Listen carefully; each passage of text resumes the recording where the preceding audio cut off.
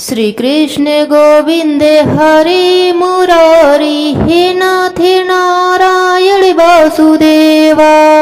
राधे राधे दोस्तों, आज मैं आपको सफला एकादशी व्रत की 5 कहानी सुनाने जा रही हूँ। प्रेम से बोलिए विष्णु भगवान की जय हो, एकादशी माता की जय हो, गणेश भगवान की जय हो, तुलसी माता की जय हो। इतनी कथा सुन महाराज युधिष्ठिर ने कहा, भगवान पौष कृष्ण एकादशी का क्या नाम है और उसके व्रत की क्या विधि है और उस दिन किस देवता की पूजा की जाती है? कृपा कर विस्तार पूर्वक मुझसे कहिए, मेरी सुनने की इच्छा है। युधिष्ठिर के ऐसे वचन सुनकर भगवान श्री कृष्ण बोले, हे पांडु नंदन, पौष कृष्ण एकादशी को सफला एकादशी कहते हैं। इसके देवता नारायण हैं। इस एकादशी को इन्हीं की पूजा होती है। नारायण दक्षिणा सहित यज्ञों से उतना संतुष्ट नहीं होते जितना एकादशी व्रत सहित रात्रि जागरण से संतुष्ट होते हैं। जिस प्रकार देवताओं में विष्णु, मनुष्यों में ब्राह्मण, नागों में शेष, पक्षियों में गरुड़ श्रेष्ठ हैं, उसी प्रकार व्रतों में एकादशी व्रत श्रेष्ठ है। एकादशी का व्रत करने वाला पुरुष धन्य है और मेरा भी पूज्य है। मैं भी उसकी पूजा करता हूँ। सफला नामक इस एकादशी में ऋतु में उत्पन्न होने वाले प्राप्त फलों से भक्ति पूर्वक नारायण की पूजा करनी चाहिए अथवा नारियल, नींबू, अनार, सुपारी, लौंग आदि अर्पण कर धूप एवं दीप दान करना चाहिए। खड़ोपचार सहित पूजन कर रात्रि को नित्य एवं कीर्तन कर जागरण करना चाहिए। एकादशी व्रत के समान जो यज्ञ का पूर्ण फल है वह और किसी दूसरे व्रत का फल नहीं है। 5 वर्ष तक तप करके जो पुण्य फल प्राप्त होता है वह पुण्य फल इस सफला नामक एकादशी व्रत के करने से होता है। अब आप सफला एकादशी व्रत की कथा सुनिए। हे राजन, पूर्व काल में महिष्मान नाम का एक राजा था जिसकी राजधानी चंद्रवली थी। उस राजा के 4 पुत्र थे। सबसे बड़े पुत्र का नाम लुप्पक था। वह बड़ा दुष्ट, महानीच, पापी, धूर्त, हरि निंदक और वेश्यागामी था। साधु, वैष्णव एवं देवद्रोही था। उसके पिता ने उसे बहुतेरा समझाया मगर उसकी समझ में कुछ नहीं आया। तब विवश हो राजा ने उसे देश निकालने का दंड दे दिया। राजकुमार लुम्पक दंडित हो पास के ही एक वन में जाकर रहने लगा और अपने पिता के ही राज्य में चोरी और डाके डाल डालकर प्रजा को तंग करने लगा। राजा के अनेकों प्रयत्न करने पर भी वह पकड़ा जाकर दंडित न हो सका। उसका उत्पात एवं हत्याकार दिन दूना और रात चौगुना बढ़ता गया और वह एक महान पापी बन गया। परंतु संयोगवश उसने अपना स्थान जहाँ बनाया था वह एक पुराने पीपल के नीचे था और वह किसी समय किसी की तपोभूमि रह चुकी थी। एक दिन लुम्पक को अपना शरीर कुछ अस्वस्थ मालूम हुआ, अस्तु उसने उस दिन कुछ भोजन नहीं किया। दूसरे दिन एकादशी थी। लुम्पक को बड़े जोरों का ज्वर हो आया और वह दिन भर अचेत पड़ा रहा। मध्याह्न समय में उसे कुछ भूख सी मालूम हुई और वह धीरे धीरे चलकर वन में ज्यों त्यों कर कुछ फल ले आया और उस पीपल के नीचे बैठ गया। थकावट से उसका शरीर पुनः भारी हो गया और फलों को खाने की इच्छा ही न हुई। तब उसने फलों को उसी पीपल के पेड़ के जड़ में रख कर कहा, लीजिए वासुदेव भगवान, अब यह फल आपको ही अर्पण है। यह कहकर वह उसी जगह पड़ा रहा और रात भर कहरता और छटपटाता रहा। संयोग इसी को कहते हैं कि इच्छा से अथवा अनिच्छा से वह 10वीं से नियम पूर्वक रहकर एकादशी को भूखा रहा। संध्या समय रित फलों को श्री वासुदेव को अर्पण कर रात भर जागता रहा। इस महापुण्य से उसके आज तक के समस्त पाप जलकर राख हो गए और उसके हृदय में ज्ञान का प्रकाश उदित हो आया। उसी समय एक सुंदर घोड़ा अनुपम और दिव्य साजों से सजा हुआ उसके सामने आकर खड़ा हुआ। राजकुमार लुम्पक घोड़े को देख ही रहा था कि उसके कानों में साफ सुनाई दिया, हे राजकुमार, कल संध्या समय तुमने एकादशी व्रत करके ऋतु फलों से मेरी जो पूजा की उसके पुण्य फल से तुम्हारे सभी पाप नष्ट हो गए हैं, साथ ही तुम्हारी प्रकृति भी बदल गई। अब तुम इसी घोड़े पर सवार हो अपने पिता के पास चले जाओ। वह तुम्हें आदर पूर्वक रख लेगा और तुम्हें तुम्हारा खोया राज भी दे देगा। राजकुमार लुम्पक ऐसी आकाशवाणी सुन परम प्रसन्न हुआ और तत्काल ही दिव्य दिव्य वस्त्र आभूषणों से भूषित हो घोड़े पर चढ़ अपने पिता के पास जाकर उन्हें प्रणाम किया और अपना सारा का सारा वृतांत उनको कह सुनाया। राजा अपने पुत्र के ऐसे वचन सुन और उसे परम तेजस्वी जान अत्यंत प्रसन्न हुआ और शीघ्र ही घर बाहर का सारा बंदोबस्त कर राज भी उसके हाथों में सौंप दिया। राजकुमार ने अत्यंत निपुणता के साथ अपना राज्य संभाला। प्रजा संतुष्ट हो गई। राजा हर मास की एकादशियों का व्रत नियम पूर्वक करने लगा और अनेकों पुत्रों का पिता हो अंतकाल में स्वर्गलोक जाकर आनंद करने लगा। हे राजन, इसी प्रकार जो भी कोई इस सफला नामक एकादशी का व्रत करता है उसके सभी मनोरथ पूर्ण हो जाते हैं। जो भी इस कथा को कहता या सुनता है उसे अश्वमेघ यज्ञ का फल प्राप्त हो जाता है। प्रेम से बोलिए विष्णु भगवान की जय हो, एकादशी माता की जय हो। एक महिला वृंदावन से बिहारी जी को लेकर अपने घर आई और तभी बाहर से गोलू घर के अंदर आया और माँ से पूछता है कि माँ यह कौन है। तो मैया ने बोला यह भगवान जी हैं और यह हमारे मालिक हैं। अब तो घर में जब भी कोई नई चीज बनती तो सबसे पहले बिहारी जी को ही भोग लगता था। पहले यह सब चीजें गोलू को मिलता था। इससे गोलू बहुत चिढ़ने लगा और मन ही मन ठाकुर जी को कोसने लगा। एक दिन गोलू की माँ काम पर जाते समय गोलू से बोली कि यमुना जी से मटके में जल भर के लाना। जब गोलू पानी भरने के लिए जाने लगा तो जाते जाते बिहारी जी से कहने लगा, खाने के लिए तो सबसे पहले तैयार रहते हो लेकिन काम तो मुझे ही करना पड़ता है। अगर यहाँ रहना है तो काम भी करना पड़ेगा। यह कहकर गोलू यमुना जी से जल भरने के लिए चल पड़ता है। गोलू जब यमुना जी में जल भरने लगा तो उसने देखा कि यमुना जी के अंदर बिहारी जी भी विराजमान हैं और कह रहे हैं, ला गोलू घड़ा हम भर देते हैं। गोलू उनको देखकर हैरान हो गया और बोला, नहीं नहीं मैं अपने आप से भर लूंगा। लेकिन ठाकुर जी ने उसके हाथ से घड़ा ले लिया और भरकर घर लाए। गोलू घर आकर डर रहा था कि अगर माँ को पता लगा कि मैं ठाकुर जी से काम करवाया हूँ तो आज मेरी पक्की पिटाई होगी। माँ ने घर आकर बिहारी जी को गीले कपड़ों में देखा। वह एकदम से हैरान हो गईं और कहने लगी कि गोलू यह जरूर तेरी ही शरारत होगी, जरूर तूने ही इन पर जल डाला होगा।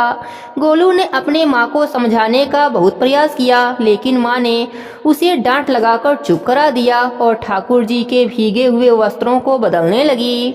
अगले दिन जब माँ ने गोलू को अनाज पिसवाने का काम दिया तो बिहारी जी फिर अनाज की गठरी लाए। माँ को ठाकुर जी के वस्त्रों के ऊपर सूखा आटा पड़ा मिला। माँ ने फिर से गोलू को डांटा कि तुझे पता नहीं है यह हमारे भगवान जी हैं और तू भगवान के साथ शरारत करता है।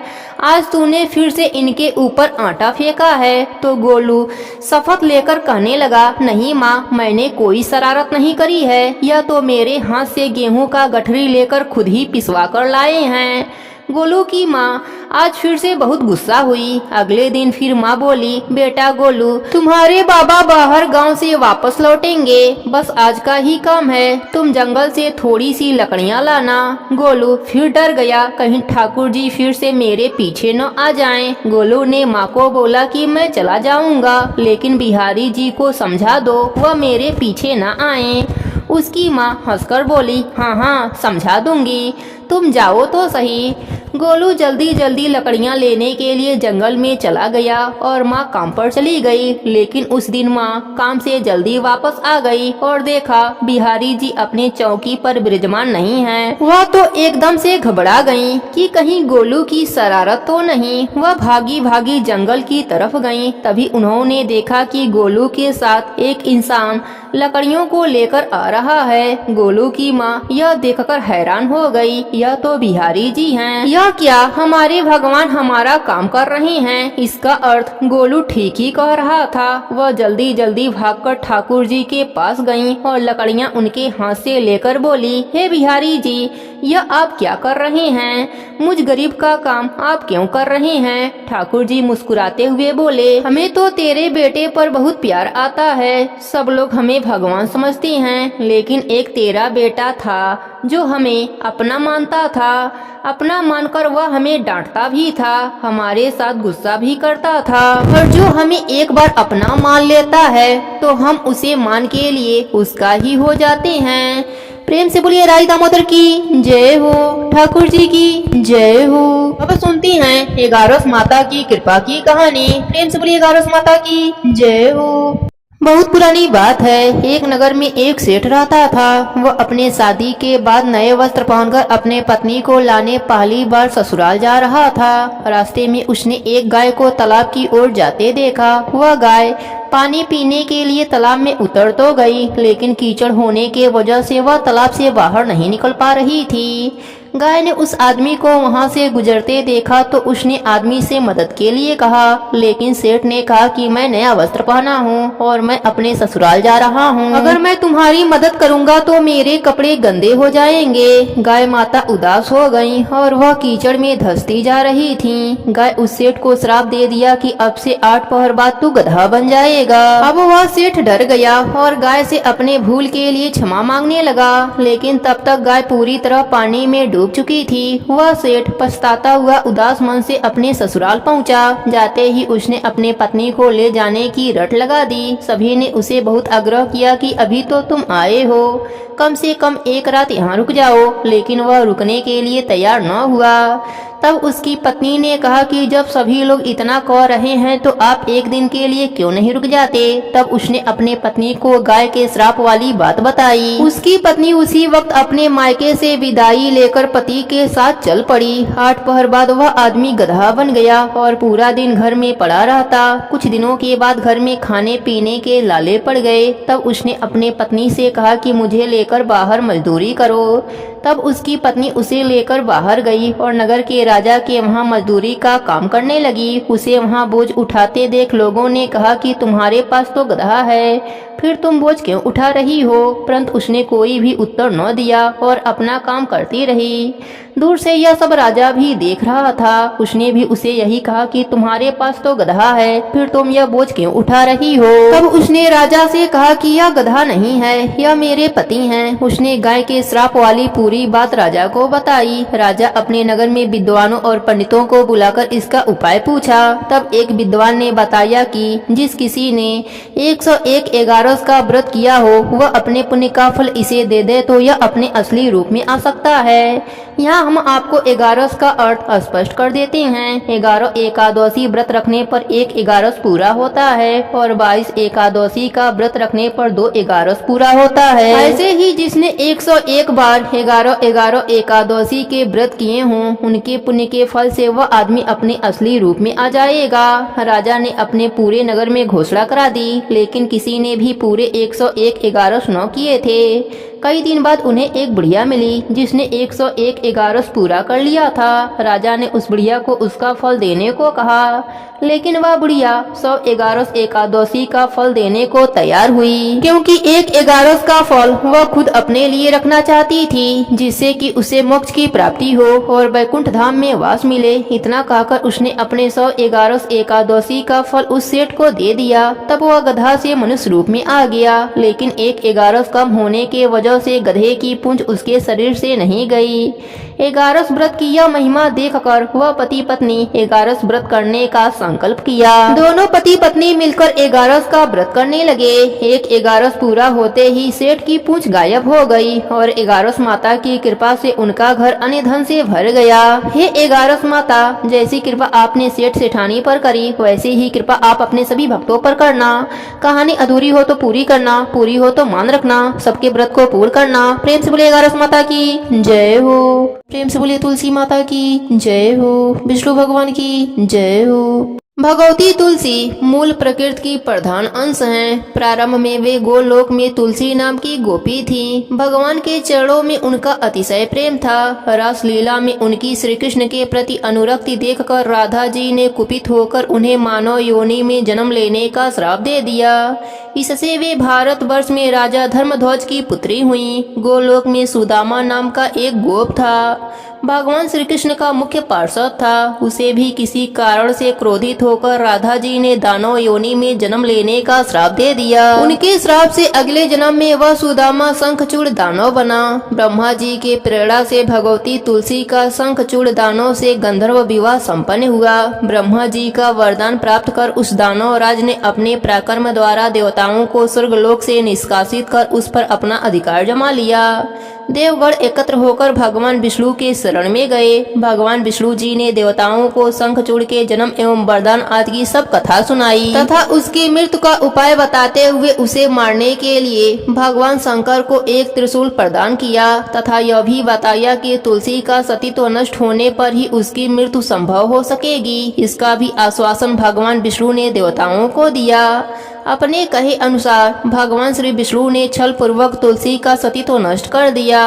उधर भगवान शंकर ने त्रिशूल द्वारा शंखचूड़ का वध कर डाला। पतिव्रता तुलसी को भगवान के द्वारा छल पूर्वक अपना सतीत्व नष्ट करने की जानकारी हुई तो अत्यंत शोक होकर उसने भगवान को पसार होने का श्राप दे डाला। तुलसी की करुणिक अवस्था देखकर उसे समझाते हुए भगवान ने कहा, हे भद्रे, तुमने मेरे लिए बहुत समय तक तपस्या की है और साथ ही इस शंखचूड़ ने भी तुम्हारे लिए दीर्घ समय तक तपस्या की थी। तुम्हें पत्नी रूप में प्राप्त करने के बाद अंत में वह गोलोक चला गया। अब मैं तुम्हें तुम्हारी तपस्या का फल प्रदान करना उचित समझता हूँ। तुम्हारा यह शरीर गंडकी नदी के रूप में प्रसिद्ध होगा। तुम्हारा केश समूह पुड़ वृक्ष के रूप में प्रकट होगा जो तुलसी नाम से प्रसिद्ध होगा। पूजन में प्रयुक्त होने वाले समस्त पुष्पों और पत्तों में तुलसी की प्रधानता होगी। सभी लोकों में निरंतर तुम मेरे सानिध्य में रहोगी। मैं भी तुम्हारे श्राप से पाषाण बनकर गंडकी नदी के तट पर निवास करूंगा। चारों वेदों को पढ़ने तथा तपस्या करने से जो पुण्य प्राप्त होगा वह पुण्य शालिग्राम शिला के पूजन से सुलभ हो जाएगा। उसी समय तुलसी के शरीर से गंडकी नदी उत्पन्न हुई और भगवान श्री हरि उसी के तट पर मनुष्यों के लिए पुण्य फल देने वाले शालिग्राम बन गए। ब्रह्मा जी कहते हैं कि यदि तुलसी के आधे पत्ते से भी प्रतिदिन भक्ति पूर्वक भगवान की पूजा की जाए तो भी वे स्वयं आकर दर्शन देते हैं। अपनी लगाई हुई तुलसी जितना ही अपने मूल का विस्तार करती हैं, उतने ही सहस्त्र युगों तक मनुष्य ब्रह्मलोक में प्रतिष्ठित होता है। यदि कोई तुलसी को संयुक्त जल से स्नान कराता है तो वह सब पापों से मुक्त हो भगवान विष्णु के लोक में आनंद का अनुभव करता है। जो व्यक्ति तुलसी का संग्रह करता रहता है और लगातार तुलसी वन तैयार करता रहता है वह उतने ही पाप मुक्त हो ब्रह्म भाव को प्राप्त होता है। जिसके घर में तुलसी का बगीचा विद्यमान है उसका वह घर तीर्थ के समान है। वहाँ यमराज के दूत नहीं जाते। तुलसी वन सब पापों का नष्ट करने वाला पुण्यमय कामनाओं को देने वाला है। जो श्रेष्ठ मानव तुलसी का बगीचा लगाते हैं वह यमराज को नहीं देखते। जो मनुष्य तुलसी माला धारण करते हैं पाप उसके शरीर का स्पर्श नहीं करता है। जहाँ तुलसी वन की छाया होती है वहीं पितरों की तृप्ति के लिए श्राद्ध करना चाहिए। जो आदर पूर्वक तुलसी की महिमा सुनता है वह सब पापों से मुक्त होकर विष्णु लोक को जाता है। प्रेम से बोलिए तुलसी माता की जय हो, विष्णु भगवान की जय हो। अब सुनते हैं व्रत को पूर्ण करने वाले गणेश भगवान की कहानी। प्रेम से बोलिए गणेश भगवान की जय हो, विष्णु भगवान की जय हो, 11 माता की जय हो। बहुत समय पहले की बात है। एक गांव में एक बुढ़िया माई अपने परिवार के साथ रहती थी। बुढ़िया माई विष्णु भगवान की परम भक्त थी। वह हमेशा दोनों पक्षों की एकादशियों का व्रत करती थी और कथा सुनती थी। उन्होंने कभी भी व्रत में गणेश भगवान की कथा न कही न सुनी। इसी कारण से उनका व्रत अधूरा रह गया। पर बुढ़िया माई को इस बात का पता नहीं था। उनको लगता था कि वह तो पूरा व्रत कर रही हैं और उनके व्रत के पुण्य से उनको वैकुंठ लोक की प्राप्ति जरूर होगी। देखते ही देखते बुढ़िया माई की मृत्यु हो गई। उन्हें लेने यमलोक के दूत आए। वह देखकर घबरा गईं और बोली, मैंने जीवन भर विष्णु भगवान की भक्ति श्रद्धा भाव से किया, एकादशी का व्रत किया, एकादशी व्रत की कथा सुनी। मुझे तो लेने वैकुंठ लोक का विमान आएगा। मैं आपके साथ नहीं चलूंगी। इतना कहकर बुढ़िया माई रोने लगी और विष्णु भगवान को पुकारने लगी। विष्णु भगवान गरुड़ पर सवार होकर बुढ़िया माई के पास आए और बोले, बुढ़िया माई, तूने तो पूरी श्रद्धा से व्रत किया था पर तुमने व्रत में कभी भी गणेश भगवान की कथा न कही न सुनी। इसी कारण से तेरा व्रत अधूरा है। बुढ़िया माई विष्णु भगवान से जीवन दान मांगने लगी ताकि वह एकादशी का व्रत करके उसका पूरा पुण्य प्राप्त कर सके। इस प्रकार बुढ़िया माई को विष्णु भगवान ने 2 साल के लिए फिर जीवित कर दिया। अब बुढ़िया माई जीवित होते ही गणेश भगवान का नित्य नियम करना चालू कर दिया। एकादशी का व्रत करती तो एकादशी व्रत की कथा सुनती और अंत में गणेश भगवान की कथा सुनने लगी। इस प्रकार 2 साल में 4/11 बुढ़िया माई ने पूरा कर लिया। गणेश भगवान की कृपा से एकादशी का पूरा पुण्य बुढ़िया माई को प्राप्त हुआ। बुढ़िया माई की तपस्या से गणेश भगवान प्रसन्न हुए और बुढ़िया माई के सामने प्रकट होकर बोले, बुढ़िया माई, तुमने मेरे नित्य नियम के साथ ही व्रत में श्रद्धा पूर्वक कथा सुनी है, इसलिए मैं तुम पर अत्यंत प्रसन्न हूँ। मैं तुम्हें आशीर्वाद देता हूँ कि जब तक यह पृथ्वी रहेगी तब तक तुम्हारे इस तपस्या का गुणगान लोग करते रहेंगे। साथ ही एकादशी व्रत में तुम्हारी इस भक्ति की कथा को जो भी मनुष्य प्रेम पूर्वक सुनेगा उसको व्रत का संपूर्ण फल प्राप्त होगा। गणेश भगवान बुढ़िया माई पर प्रसन्न होकर बुढ़िया माई का घर अन्य धन से भर दिया। साथ ही रिद्धि सिद्धि का वास करके अंतर ध्यान हो गए। 2 साल बीतने पर बुढ़िया माई की मृत्यु हुई। इस बार उन्हें लेने बैकुंठ लोक का विमान आया। बुढ़िया माई को पूरे मान सम्मान के साथ बैकुंठ लोक ले जाया गया। इस प्रकार गणेश भगवान की कृपा से बुढ़िया माई का घर अन्य धन से भर गया और मरने के बाद बैकुंठ लोक का सुख मिला। गणेश जी महाराज, जैसे आपने बुढ़िया माई पर प्रसन्न हुए, बुढ़िया माई के व्रत को पूर्ण किया, उनके घर को अन्य धन से भर दिया, वैसे ही एकादशी व्रत करने वालों को भी पूरा फल देकर उनका घर अन्य धन से भर देना। कहानी अधूरी हो तो पूरी करना, पूरी हो तो मान रखना। सबके नित्य नियम और व्रत को पूर्ण करना। प्रेम से बोलिए गणेश भगवान की जय हो, विष्णु भगवान की जय हो, 11 माता की जय हो।